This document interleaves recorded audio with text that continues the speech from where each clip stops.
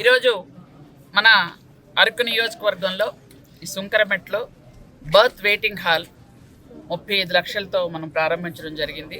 GSL medical institutions మరియు కిమ్యూ international university భాగస్వామ్యంతో Indian aligned MBBS course అడ్మిషన్లు అందిస్తోంది నియో. మన అల్లూరు సీతారామరాజు జిల్లాలో ఇది 30 వాళ్ళ బర్త్ వెయిటింగ్ హాల్.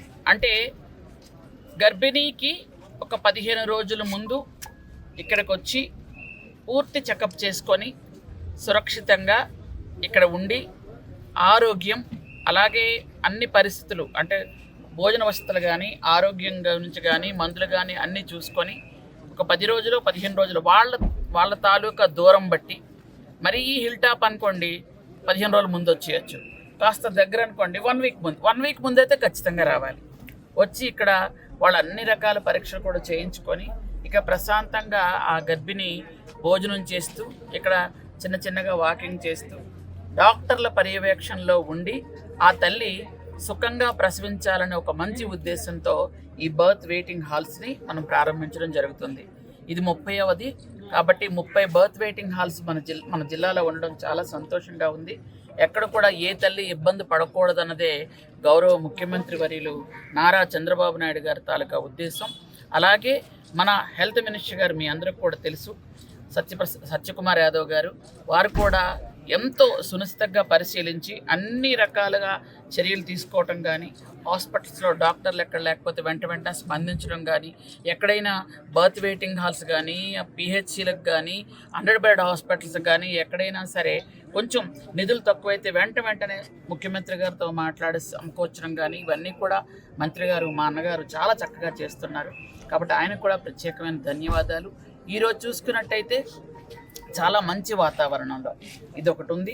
ఇక ఏంటంటే లోపల మనం చూసాం, మీరందరూ కూడా చూశారు, హాల్ అంటే మనం రూమ్స్ లాగా ఉన్నాయి, ఒక కిచెన్ ఉంది, చక్కగా ఇక్కడ ఒక ప్లేస్ ఉంది, అంటే వాళ్ళు ప్రశాంతంగా ఇక్కడ వాక్ చేసుకోవడానికి అవుతుంది. ఇక్కడే మనకు హాస్పిటల్ కాబట్టి డాక్టర్లు వెళ్తారు, చూస్తారు, వాళ్ళ ఆరోగ్య పరిస్థితి చూస్తారు. ఈ విధంగా మనం 35 లక్షలతో ఇది కట్టుకున్నాం. కాబట్టి అందరికీ ఇది ఉపయోగించుకోండి. ఎవరు ఇంట్లో ఉండి ఆ రోజు డెలివరీ అంటే ఆ రోజు దయచేసి రావద్దు.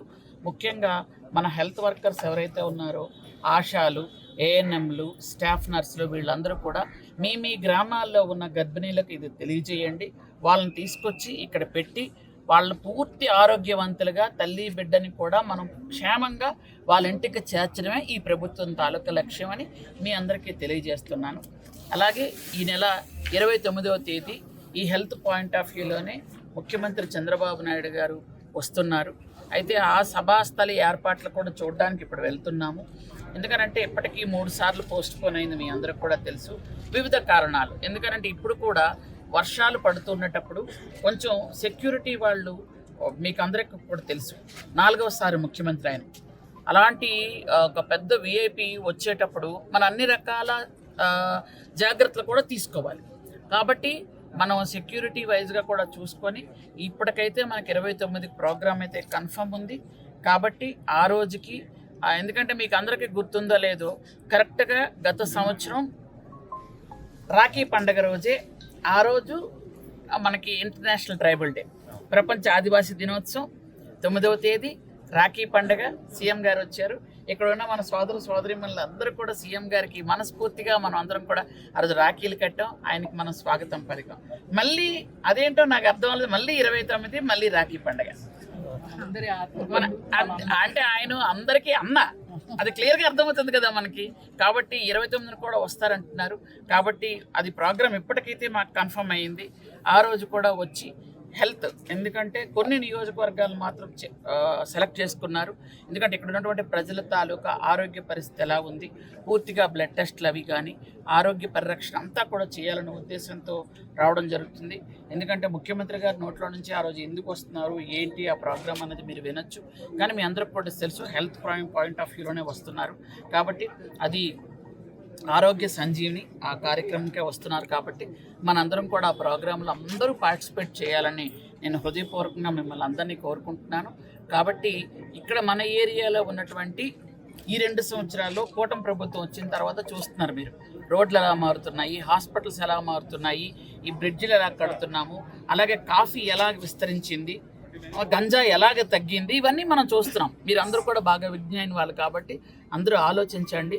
కూటమి ప్రభుత్వం వచ్చిన తర్వాత మన గిరిజనులకి పెద్దపీట వేసి మన గిరిజనుల తాలూకు అన్ని రకాలుగా మనకి సంరక్షణ చేస్తూ పూర్తి భద్రత బాధ్యత ఇస్తుంది ప్రభుత్వం.